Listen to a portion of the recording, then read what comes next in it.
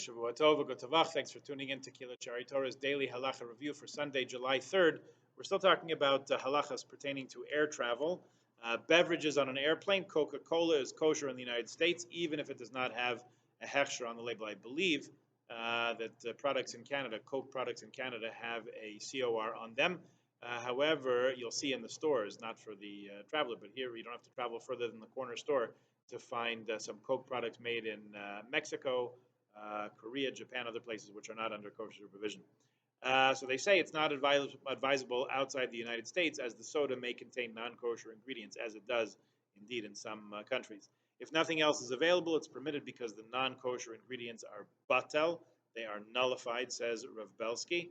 However, this is usually not the case on an airplane since there are other options. Non-flavored coffee is permitted worldwide. One should not drink flavored coffee unless it has a kosher supervision.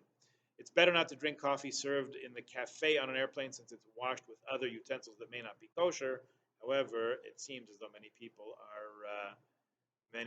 are lenient about this. There's an idea, a concept called basar shenis alam min ayin, meat which is concealed from the eye. It's a principle in kashrus. So if a piece of meat is kosher, it's slaughtered, it's salted, it's butchered properly, all the forbidden fats are removed from it. And between the slaughterhouse and the consumer's table, nobody keeps track of it. It's not necessarily labeled or packaged or supervised in a way that someone's had kept an eye on it to make sure it isn't exchanged with non-kosher meat, which you can't tell by looking at it. So that's called basar, meat, food, shenis alim, concealed from the eye, from the ayin, from the eye. Meat that was meat. Let's start again. Meat that was left unattended may not be eaten for fear that it was accidentally exchanged with non-kosher meat. This actually happened once. A story that I heard on a plane where a fellow, his meal was served and he was ready to tuck into his little steak there, and he forgot that he remembered that he had woken up from that, didn't have a chance to wash his hands, as we spoke about before. So he got up from his chair, went and washed his hands, and when he came back and sat down, he remembered that you're not supposed to eat meat that has been left open unattended. So he didn't eat it. So the fellow next to him, he says, "Is there a reason you're not eating dinner, sir? I noticed that it looks so good. I wonder why you're not eating. You're not hungry? Feeling okay?" He says, "No, it's just it's a Jewish ritual requirement." So the guy says, "What? Not to eat the food?" He says, "Yeah, I'm not supposed to eat it." The guy says, "What happened? Can you tell me more?" So he pulls the story out of him. He says, "You're not supposed to eat meat that's left unattended." And the seatmate's eyes grow wide, and he's amazed to hear this rule. He says, I have to make a confession.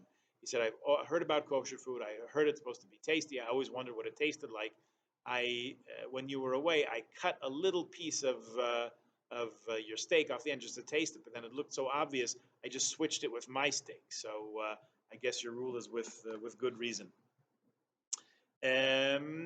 Since the Jew, okay, so here they tell a story just to the contrary, that if you go and wash your hands for a moment, you don't have to worry about that. But nevertheless, this is a story that I heard. Others suggest that you should not unwrap your food until you're ready to eat it, keep leaving the seals on while you're not watching it. It's the Gemara in Baracha says that it's inappropriate for a man to walk right behind a woman. Might bring about thoughts in his mind which might lead to mixed dancing. We don't want that. So it's a challenge because in the narrow aisles of the airplane, how are you going to get around? Many say that the din is different today. There are we live a different kind of existence, and it's not a cause for any kind of inappropriate or improper thoughts. Nevertheless, good to try to adhere to this as much as possible. Some say that one should not sit behind a woman on a plane. Others permit this. Even the stringent view would allow it on an airplane because the high seat back makes it unlikely that anything untoward will be in one's line of view. There you have seen. Well, let's see what he says here, and then we'll decide what to do with it. Sitting between two women, one may find oneself between two female passengers on an airplane. The poskim, who are the poskim? Vayivarach David, Vayiben Toya, quoting the opinion of Rav Wozner, the late rabbi of Bnei Brak. River Voice Ephraim, some of the late 20th century poskim say that this is allowed. You're allowed to sit between two female passengers on a plane.